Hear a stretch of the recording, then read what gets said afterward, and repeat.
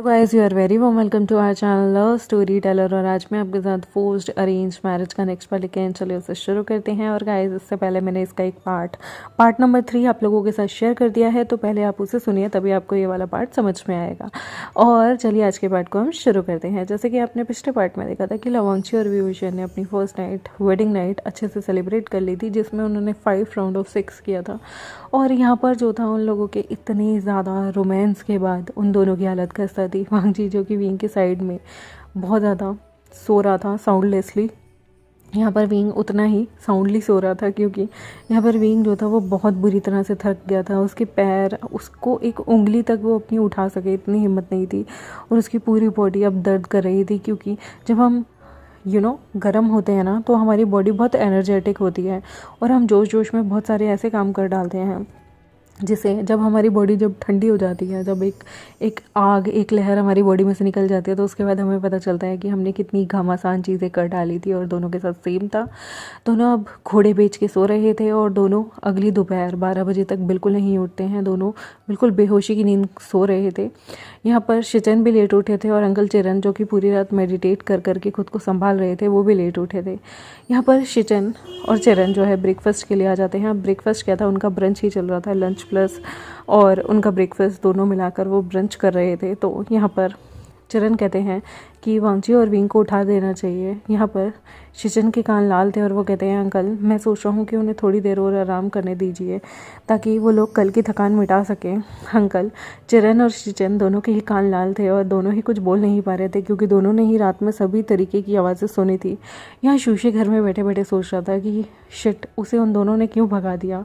अभी तो fun begin हुआ था। बेचारा शूशी पूरी रात नहीं सो पाता, सोच सोच के कि कितना एक्साइटेड चीज़ें हो रही होंगी। वांगजी और विंग जैसे ही सुबह हल्का हल्का वांगजी की नींद खुलती है, वो फिर से विंग को किस करने लगता है। वो गोली इतनी ज़्यादा असरदार थी कि वांगजी के अंदर जो रट थी वो फिर से उठ गई थी। और यहाँ पर वांगजी की रट नाम कम कर लेने का हो ही नहीं रही थी, क्योंकि उसकी जो रट थी वो इतनी ज़्यादा बढ़ चुकी थी कि उसकी वजह से जब विंग भी हल्की हल्की नींदों से उठता है तो वो देखता है कि वांगजी अभी भी उसे किस कर रहा है और धीरे धीरे उसकी बॉडी को सहला रहा है। वांगजी देखता है कि उसने विंग की कितनी बुरी कंडीशन कर दी थी। विंग की लोअर बॉडी पूरी सूज गई थी, उसकी चेस्ट पे बहुत सारे लव बाइट के निशान थे और वांगजी ने उसे मार्क भी कर दिया था। वांगजी को यकीन नहीं आ रहा था कि उसने ये सारी चीज़ें कर दी। उसे सच में कुछ भी याद नहीं आ रहा था। याद तो चीज़ें थी लेकिन सब कुछ ब्लर था, क्योंकि वो इतना पागल हो चुका था। उसकी रट और यहाँ विंग की हीट ने उन दोनों के मिक्सचर को पागल बना दिया था। वो इतने ज़्यादा अरोजल हो चुके थे कि उन्हें कुछ भी सुध बुध नहीं थी। वो दोनों एक दूसरे में खो चुके थे। यहाँ पर वांगजी फिर से विंग को किस करने लगता है और अब वो विंग की टांगों को अपने कंधों पर रख लेता है। वो फिर से विंग की बॉडी में खुद को एंटर करता है और उसके बाद वो फिर से मॉर्निंग रोमांस शुरू कर देता है। विंग की आवाज़ें फिर से आ रही थी। बाहर बैठे शिचन और चिरन जो ब्रेकफास्ट कर रहे होते हैं, उनके तो कान लाल हो जाते हैं। यहाँ पर विंग की मोयानिंग की आवाज़ें आ रही थी और वांगजी विंग के साथ अपनी चीज़ों को शुरू कर चुका था। दोनों इंटीमेट होना फिर से शुरू हो गए थे। विंग की बॉडी बिल्कुल भी वांगजी से किसी भी एंगल से उसे रिफ्यूज़ नहीं कर रही थी, बल्कि वो वांगजी को एक्सेप्ट कर रही थी, क्योंकि उसकी ओमेगा और जाइल बॉडी अब हीट में और भी ज़्यादा काबिल हो गई थी। वो नोटिंग के लायक थी और वांगजी उसे नोट कर रहा था। वो ऑलरेडी रात में 5 बार उसे नोट कर चुका था और अब विंग के साथ वो फिर से रोमांस में लग जाता है। वो विंग को नोट कर रहा था क्योंकि वो विंग के साथ फैमिली बढ़ाना चाहता था। विंग जो कि अभी अपने बच्चे, फैमिली, करियर नहीं चाहता था। वो सिर्फ करियर पे फोकस करना चाहता था, बाकी सब पे नहीं। लेकिन वांगजी की जो उसकी अल्फा सेंट थी, उसकी वजह से विंग इतना ज़्यादा रोस्ट हो जाता है कि वांगजी को मना ही नहीं कर पाता। दोनों फिर से वाइल्ड सेक्स शुरू कर देते हैं और इस बार दोनों के दोनों जो थे वो इस बार कम से कम 2 से 3 राउंड सेक्स करते हैं। अब विंग की भी एनर्जी बोल गई थी और वांगजी भी अब 3rd राउंड में हिम्मत हार चुका था। अब वो जैसे तैसे करके अपने 3rd राउंड को कंप्लीट करते हैं। वांगजी इसी तरह से उनकी बॉडी कनेक्ट थी और विंग को शावर में ले जाता है। शावर में ही वो अपने 3rd राउंड को जैसे तैसे करके फुल कंप्लीट करते हैं और उसके बाद दोनों नहाते हैं। विंग जो कि बहुत ज़्यादा थक गया था, वांगजी अपने रूम में ही उसके और विंग के लिए लंच मंगवा लेता है। विंग बहुत ज़्यादा थक गया था और उसकी आंखें भी स्लीपी सी फील कर रही थी। उसे सच में ऐसा लग रहा था कि उसे बहुत ज़्यादा नींद की ज़रूरत है। उसकी बॉडी बिल्कुल भी बैठने के काबिल नहीं थी। जब वो बैठ रहा था तो उसे दर्द हो रहा था, उसकी स्किन कट चुकी थी और काफ़ी हद तक वो इंजर्ड था। लेकिन वो अपनी सेक्सुअल एक्टिविटी और प्लेजर में इतना पागल था कि वो देखता ही नहीं कि वो कितने कितने हद तक उसकी स्किन जो है कट रही है। इवन लंजा को भी सेम प्रॉब्लम हुई थी। वो वाइल्ड तो हो गया था वक्त के साथ साथ, लेकिन अब उसकी स्किन पे रैशेज़ आ रहे थे। अब उसकी प्राइवेट पार्ट की स्किन भी रैशेज़ से भर गई थी, क्योंकि उन्होंने इतना वाइल्ड सेक्स कर लिया था ना कि अब दोनों को ही अपने अपने प्राइवेट पार्ट में जलन होने लगी थी। अब वो ऐसे कहकर वांगजी यह मन में सोचता है वो क्या करे क्या करे। उसे बहुत शर्म आ रही थी, लेकिन वो जैसे तैसे करके अपने आसपास के पास डॉक्टर के पास जाता है। वो विंग और अपने दोनों के लिए ही दवाई लेने गया था। और यहाँ पर वो अपने रूम से निकलता है ना, तो पहले वो अंकल से मिलता है जिन्हें वो नमस्ते करता है, और फिर वो अपने अपने ब्रदर से मिलता है। ब्रदर पूछते हैं तुम कहाँ जा रहे हो वांगजी। वांगजी पहले तो शर्माता है और कहता है ब्रदर, मेरे और विंग को डॉक्टर की कुछ दवाइयों की ज़रूरत है। एक्चुअली कल रात हम दोनों की हीट और साथ आ गई थी, जिसकी वजह से यहाँ पर शिचन कहते हैं ओह ऐसी बात है वांगजी, तुम आराम करो, तुम्हारी आंखें भरी भरी लग रही हैं, तुम्हारी नींद भी पूरी नहीं हुई, तुम्हारा चेहरा भी थका हुआ लग रहा है, मैं जाकर तुम्हारे लिए चीज़ें ले आता हूँ। वांगजी मना करता है, पर शिचन वांगजी को ऐसी कंडीशन में बाहर जाने नहीं देता। वांगजी की बॉडी सच में बहुत थकी हुई थी, उसकी शरीर में चलने की भी हिम्मत नहीं थी, बट वो अपने और विंग को ज़्यादा तकलीफ़ ना हो इसलिए वो दवाई लेने जा रहा था। शिचन वांगजी को मना करते हैं और बड़े प्यार से समझा बुझा के उसके कमरे में भेज देते हैं। वांगजी अपने कमरे में बैठा हुआ था, विंग भी कमरे में 2 सराहनों के ऊपर आराम से लेटा हुआ था। उसका लोअर अब्डोमेन दर्द कर रहा था और विंग वांगजी को देख ही नहीं रहा था, क्योंकि उसे शर्म आ रही थी जो भी रात भर उन दोनों के बीच में हुआ और जिस तरीके से वो दोनों एक दूसरे से लिपटे हुए थे, एक दूसरे को छोड़ नहीं रहे थे और चीज़ों को एंजॉय कर रहे थे। अब उतना ही सुबह, रात के अंधेरे में तो उन्हें पता नहीं चल रहा था कि वो कितने पागल हो गए हैं, लेकिन सुबह की रोशनी में उन्हें एक दूसरे को फेस करने में भी अब शर्म आ रही थी। उन्हें ऐसा लग रहा था कि ये उनके लिए बहुत ही भयंकर चीज़ हो गई। अब वो एक दूसरे को फेस कैसे करेंगे। और नो डाउट यहाँ पर विंग भी शर्मा रहा था और विंग भी घबरा रहा था। वांगजी भी विंग को यहाँ पर देखता है और कहता है डोंट वरी, क्या तुम्हें दर्द हो रहा है। विंग कुछ नहीं बोलता, सिर्फ मुंडी हिलाकर हामी भर देता है। वांगजी कहता है डोंट वरी, मैंने ब्रदर से कहा है वो जल्द ही दवाई ले आएंगे। विंग कहता है तुम कैसे हो, मेरा तो बहुत पेट दर्द हो रहा है, मेरे अंदर तो बिल्कुल भी हिम्मत नहीं है। वांगजी कहता है मेरे अंदर भी ज़्यादा हिम्मत नहीं है, बट कोई बात नहीं, आई विल मैनेज। वो कहता है कि मैं मैनेज कर लूँगा, तुम्हें टेंशन लेने की ज़रूरत नहीं। विंग मन में सोचता है कि उसने बहुत लोगों से सुना था कि शादी के बाद उनके अल्फा अपने ओमेगा को गोदी में उठाते हैं, पैम्पर करते हैं, प्यार करते हैं, लेकिन वांगजी ऐसा नहीं था। वो डोर पे खड़ा होता है, फिर बेड पे आता है और यहाँ पर वांगजी अपने ऑफिस के काम में, चीज़ों के काम में लग जाता है। वांगजी एक इंट्रोवर्ट पर्सन था, उसे नहीं पता जो भी रात में उसने किया उसके बाद उसे विंग से कैसे माफ़ी मांगनी चाहिए, क्या वो विंग को कैसे बोले कि वो शर्मिंदा है। और यहाँ पर वांगजी की खुद की बॉडी इतना दर्द कर रही थी, इतनी थकान हो रही थी कि वांगजी थोड़ी देर अपने ऑफिशियल मेल्स को चेक करता है और कुछ इंपॉर्टेंट मेल्स भेजने के बाद वो वहीं लेट जाता है। वांगजी बहुत थक चुका था, विंग भी थका हुआ था। यहाँ पर शिचन दरवाज़ा खटखटाते हैं और कहते हैं वांगजी क्या मैं अंदर आ जाऊँ। वांगजी कहते हैं जी ब्रदर आ जाइए। वांगजी उठ के बैठता है और विंग भी यहाँ उठने की कोशिश करता है, पर उसे बहुत डर था। शिचन देखते हैं विंग और वांगजी की तरफ स्माइल करते हैं। दोनों नहा धो तो पहन ही चुके थे, कपड़े भी पहन चुके थे।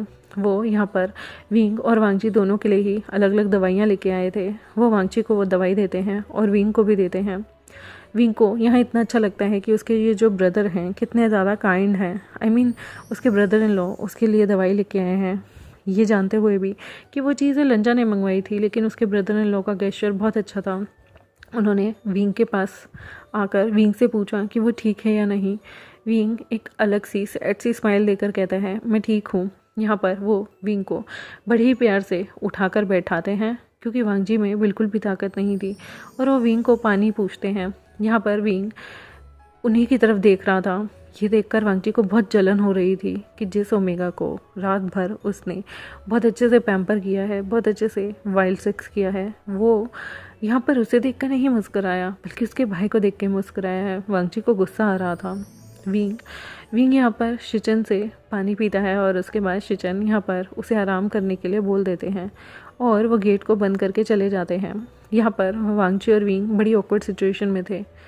वांगजी विंग से कहता है कि अब वो विंग को दवाई लगा दे। विंग मना करता है पर वांगजी उसके हाथ से दवाई लेकर विंग के कपड़े खोलकर उसे दवाई लगाने लगता है। विंग यहाँ पर कुछ नहीं बोलता क्योंकि उसे इतना दर्द हो रहा था कि दवाई लगानी ज़रूरी थी और वो जानता था कि वो खुद को झुककर अच्छे से दवाई नहीं लगा पाएगा। उसे शर्म आ रही थी जब वांगजी उसे दवाई लगाता है तो, और लेकिन उसे वांगजी का इस तरह से रूड तरीके से दवाई लगाना बिल्कुल पसंद नहीं आता। यहाँ वांगजी की गलती नहीं थी, उसे पूछना नहीं आया या उसे जताना नहीं आया। वो सोच रहा था कि विंग गुस्से में उसे दवाई नहीं लगवाएगा तो उसने खुद ही आगे बढ़कर इनिशिएटिव ले लिया, लेकिन इनिशिएटिव काफ़ी रूड तरीके से लग रहा था और यहाँ पर फिर वांगजी खुद को दवाई लगा लेता है। वांगजी विंग को रेस्ट करने के लिए कहता है, लेकिन वो विंग को अपनी बाहें ऑफर करना चाहता था जिसमें विंग आराम से लेट कर चीज़ों को ऑब्ज़र्व कर सके, पर वो कुछ नहीं कह पाता। ऐसे ही वांगजी और विंग डेली नाइट एक्टिविटी करते थे। वांगजी के कमरे में घुसते ही विंग का अरोसल जाग जाता था, उसके ओमेगा सेंट एक्टिवेट हो जाता था और वांगजी का भी फेरोमोन्स एक्टिवेट हो जाते थे और दोनों के दोनों इंटीमेट रेगुलर बेसिस पे होते थे। पर जब भी वो सुबह उठा करते थे तो उनके बीच बातचीत नहीं रहती थी, कोई भी बातचीत उन दोनों के बीच नहीं होती थी। इवन वांगजी अपने ऑफिस चला जाता था, बहुत कम उन दोनों के बीच बातचीत होती थी। धीरे धीरे विभूषण बाहर आने लगा और वो अंकल चरण और कभी कभी शोशी भी मिलने आता था, उनके साथ बैठा करता था।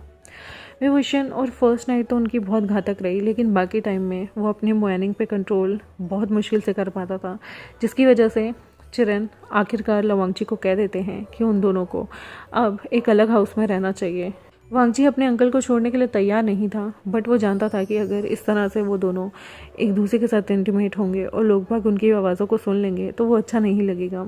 वांगजी और विंग यहाँ पर अपने अलग घर में शिफ्ट हो जाते हैं। विंग अपोज करता है, लेकिन वांगजी के अंकल ने उसे कहा था कि बेटा तुम दोनों को अलग घर में जाना चाहिए, तुम यंग हो और तुम्हारी इन सब चीज़ों की वजह से मैंने ज़िंदगी में शादी ना करने का प्रण लिया है। मेरी चीज़ों को कहीं ना कहीं क्षति पहुँचती है। वांगजी विंग को कभी समझा नहीं पाया कि उसने अलग घर क्यों लिया और विंग समझता रहा कि शायद उसने सुशी से जलकर अलग घर ले लिया है, क्योंकि यहाँ पर विंग सबसे ज़्यादा कनेक्टेड शिचन से था, क्योंकि शिचन उसे समझते थे।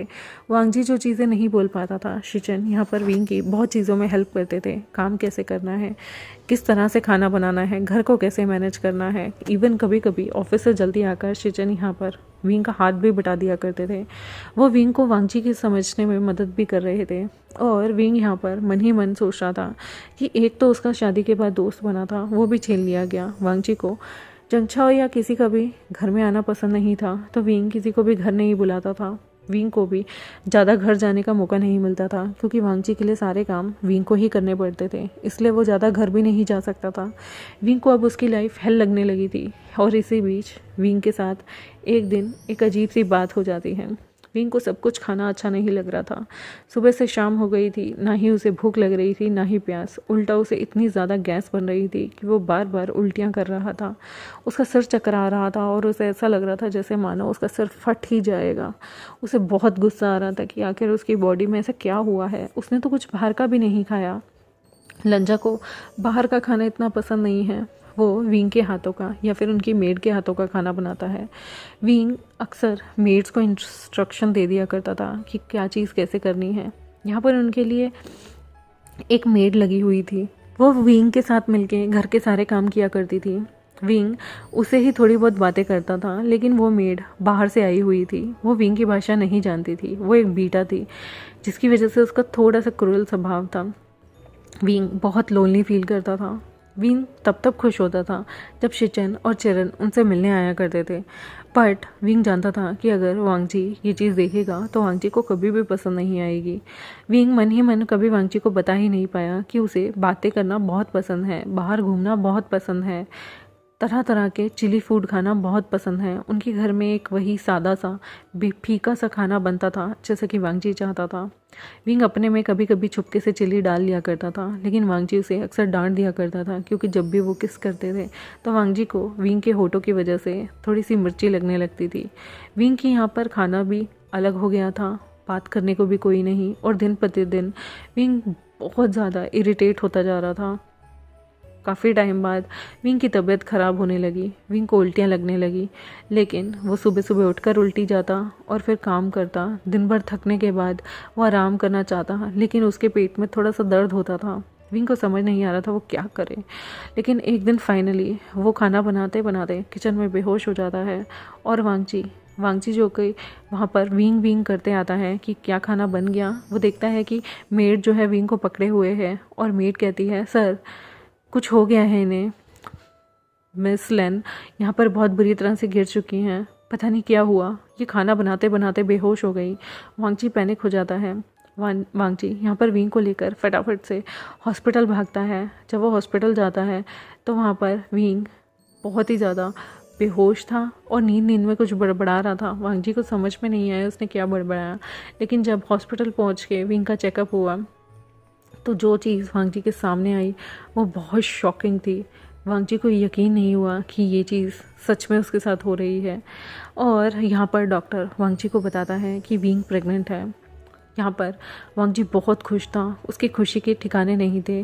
जैसे ही उसे ये पता चलता है वो विंग के पास दौड़ा दौड़ा जाता है। विंग वहाँ बैठे बैठे आराम से केले खा रहा था क्योंकि विंग को भूख लगी थी। मॉर्निंग का उसने ब्रेकफास्ट नहीं किया था। डॉक्टर जो कि अपने लिए केले लेके आया हुआ था वो बैठे बैठे विंग खा रहा था और वो वांगजी को जैसे ही देखता है वो केला खाना बंद कर देता है। उसे लग रहा था कि वांगजी उसे डांटेगा कि उसने किसी और अल्फ़ा का खाना क्यों खाया है, लेकिन यहाँ पर वांगजी कुछ नहीं कहता, उल्टा खुश होकर कहता है, विंग क्या तुम्हें पता है। विंग यहाँ पर शर्मसार होते हुए कहता है विंग को पता चल गया था कि वो प्रेग्नेंट है। उसे मन ही मन बहुत दुख भी लग रहा था क्योंकि उसे लग रहा था कि अब उसका करियर, उसकी आज़ादी बिल्कुल ही गई, लेकिन उसका पूरा फोकस केलों पे था। और फिर वो दूसरा केला छील के भी आराम से खाने लगता है। वांगजी कहता है, तुम ये केले कहाँ से आए। विंग कहता है, डॉक्टर ने दिए। वांगजी को विंग पे गुस्सा आता है कि थोड़ी सी भी भूख कंट्रोल नहीं कर सकता। फिर वो मन में सोचता है, नहीं यार, विंग प्रेग्नेंट है, अगर ये भूख कंट्रोल करेगा तो बच्चे को भी भूख कंट्रोल करनी होगी। नहीं कोई बात नहीं है अगर ये खा रहा है तो। लेकिन वांगजी का चेहरा इतना कोल्ड था ना कि विंग को लगता है ये मन ही मन पक्का इसे कर्ज कर रहा होगा। और गाइस देखते हैं आगे आने वाले टाइम में विंग और वांगजी की गलत फहमियाँ कैसे ठीक होंगी, क्यों इनका कगार, क्यों विंग को ऐसा लगता है कि वांगजी उसे प्यार नहीं करता, और क्यों इनके बीच में इतनी गलत फहमियाँ आ गई कि अब विंग डिवोर्स लेना चाहता है। थोड़ी चीज़ें तो आप समझ ही गए होंगे, थोड़ी और समझ जाएंगे। और ये एक शॉर्ट स्टोरी है, जल्दी ख़त्म होने वाली है। तो गाइस आई होप आपको ये स्टोरी अच्छी लग रही हो। जल्द ख़त्म हो जाएगी तो नई स्टोरी आएगी, और उनकी हिंट भी आप मुझे ज़रूर दीजिएगा या इंस्टाग्राम पे या कमेंट सेक्शन में। मिलते हैं आपसे नेक्स्ट एपिसोड में, तब तक के लिए बाय। और मेरे चैनल को सब्सक्राइब, वीडियोज़ को लाइक, बेल आइकन को प्रेस करना बिल्कुल मत भूलिएगा। बाय।